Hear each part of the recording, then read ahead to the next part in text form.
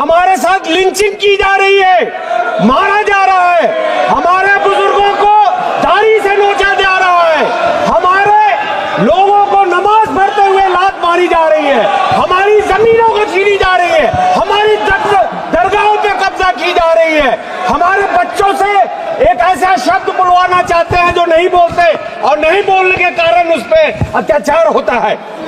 मैं डॉक्टर जावेद, आपने नाम लिया, मैं हिंदुस्तान का एक प्राउड मुस्लिम हूं और मुझे शुक्र है कि बाबा साहब अम्बेडकर ने और हमारे पूर्वजों ने एक बेहतरीन तोहफा दिया है और वो तोहफा है कॉन्स्टिट्यूशन ऑफ इंडिया, जिसके वजह से आज हम अपने आप को महसूस समझते हैं, महफूज समझते हैं।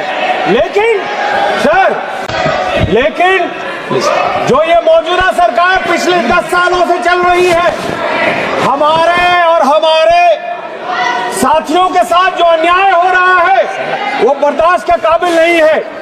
आज हमसे डिस्क्रिमिनेट किया जा रहा है, हमारे लोगों को पब्लिकली अब्यूज किया जा रहा है, हमारे साथ लिंचिंग की जा रही है, मारा जा रहा है, हमारे बुजुर्गों को दाढ़ी से नोचा जा रहा है, हमारे लोगों को नमाज पढ़ते हुए लात मारी जा रही है, हमारी जमीनों को छीनी जा रही है, हमारी दरगाहों पे कब्जा की जा रही है, हमारे बच्चों से एक ऐसा शब्द बुलवाना चाहते हैं जो नहीं बोलते और नहीं बोलने के कारण उस पर अत्याचार होता है।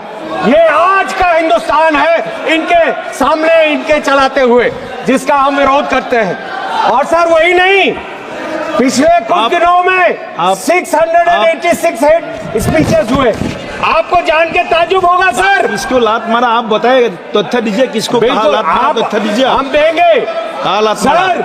नमाज पढ़ते वक्त दुनिया ने देखा, ताजुब है आप छुप गए देखने के लिए सर। दुनिया ने देखा, ताजुब है आप छुप गए देखने के लिए सर। 686 हेट क्राइम्स हुए हैं पिछले वारदात, लेकिन उनमें से हेट मॉन्गर्स के खिलाफ कुछ भी नहीं किया इस मौजूदा सरकार ने। और किसके खिलाफ कर रहे हैं कार्रवाई? उनके खिलाफ जो विसल ब्लोअर हैं, उनके खिलाफ जो न्यूज देते हैं, सोशल मीडिया कहता है। मीडिया तो बिका हुआ हम सब जानते हैं, इन्हीं के कंट्रोल में है। लेकिन और वही नहीं, हमारे ट्राइबल्स के खिलाफ उनकी जमीनें, उनकी फॉरेस्ट छीनी जा रही हैं।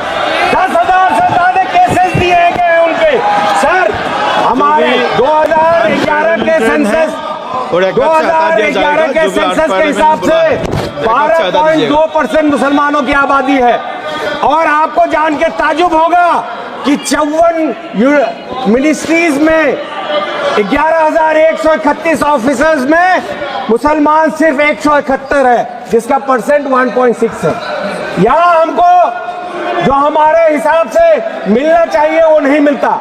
लेकिन अगर जेलों में आप तादाद देखेंगे तो मुसलमानों की तादाद 31 है, उसमें ज्यादातर इंडर ट्रायल है जिनको जबरदस्ती भरा गया है। हमारे स्टूडेंट्स को, हमारे एक्टिविस्ट को इनको निकालना होगा। पिछले 10 सालों में हमने देखा, पहले रैट्स हुआ करते थे, ये अब रैट्स मैन्युफैक्चर करते हैं, लोग बुला के भेजते हैं। और अब संभल में हमने देखा, जब लोग नहीं मिल रहे तो प्रशासन ने गोली चलवाई।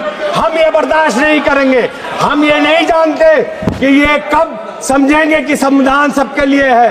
ये संविधान हम सबके लिए बराबर है। सबसे अफसोस की बात है कि आर्टिकल 26, आर्टिकल 15 में हमें अपने जगहों का हमें इजाजत दे देता है, हमें अपने जो इदारे हैं उसको चलाने का इजाजत देता है। लेकिन ये वक्फ अमेंडमेंट बिल लाके ये चाहते हैं कि बैकडोर से हमारी जमीनें छीन लें। हमारी जो प्रॉपर्टीज है, जो हमारे पूर्वजों ने दान किया, गरीबों के लिए, मिस्किनों के लिए, बेवाओं के लिए, जरूरतमंदों के लिए, उसको वो छीनना चाहते हैं। और इनकी एजेंसीज बोलती है कि हम जहाँ चाहेंगे उसको वक्त मिल देंगे। आप जानते हैं सर।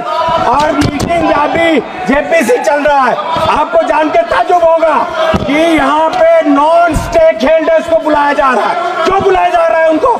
क्या योगदान है उनका? सर यही नहीं, सबसे अफसोस की बात यह होती है जब आदरणीय प्रधानमंत्री जी कहते हैं सबका साथ, सबका विकास और सबका प्रयास। किशनगंज सर सबसे डिप्राइव्ड एरिया हिंदुस्तान का, हिंदुस्तान की जीडीपी $2600 है और 5% लोगों का अगर इनकम हटा देंगे तो हमारी जीडीपी है 1100 per capita, sorry $1100, which is lower than the sub Saharan desert countries. और वहां पे बिहार का लाया जाए तो $750 है। तो आप अंदाजा लगाइए, और उसमें भी सबसे पिछड़ा इलाका है जो किशनगंज और सीमांचल है।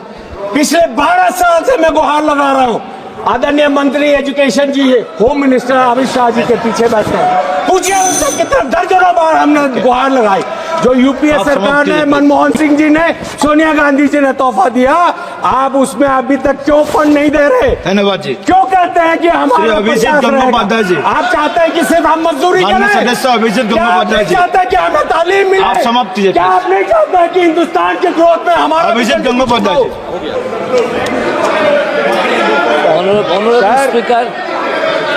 Honorable Speaker, आखिर में I have decided- आखिर में एक लाइन बोल के आपसे I इजाजत have दूंगा। decided sir, to talk sir, in my mother एक लाइन tongue. बोलना चाहता हूँ। that is अरे Bengali. माइक दो यार, माइक नहीं है सर। सर, आप कंटिन्यू करो। वो चलाते रहे हमारे आशियाने। Sir, we are together in JPC. वो चलाते रहे हमारे आशियाने, हम बनाते रहेंगे मोहब्बत के तराने। जय हिंद। धन्यवाद।